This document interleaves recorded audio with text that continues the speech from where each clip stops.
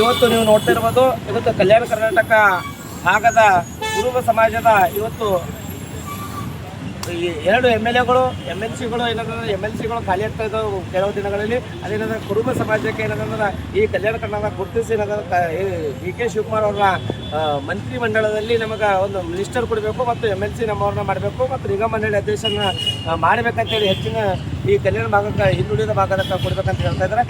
ಇವತ್ತು ಬೀದರ್ನಿಂದ ಏನಂದ್ರೆ ಕುರುಬ ಸಮಾಜದ ಒಂದು 100-150 ಜನ ಏನಂದ್ರೆ ಇನೋವಾ ಗಾಡಿ ಕಟ್ಕೊಂಡು ಸ್ವ ಇಚ್ಛೆದಿಂದ ಬೇಡಿಕೆ ಮಾಡಿ ಮುಖ್ಯಮಂತ್ರಿಗೆ ಆಗ್ರಹ ಮಾಡಕ್ಕೆ ಎಲ್ಲರಿಗೂ ಮನವಿ ಮಾಡಕ್ಕೆ ಏನಂದ್ರೆ ಬೀದರ್ನಿಂದ ಹೆಚ್ಚಿನ ಸಂಖ್ಯೆಯಲ್ಲಿ ಇವತ್ತು ಭಾಳ ಜನ ಕುರುಬ ಸಮಾಜದವರು ಹೋಗ್ತಾ ಇದ್ದಾರೆ. ಅವ್ರು ಏನು ಹೇಳ್ತಾರೆ ಅವ್ರ ಜೊತೆ ಮಾತಾಡೋಣ.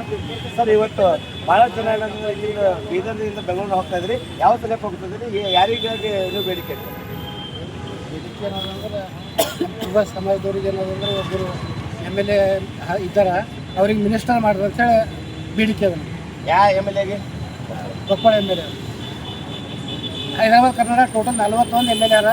ಇಡೀ 41 MLAದಾಗ ನಮ್ಮ ಒಬ್ಬರೇ MLA.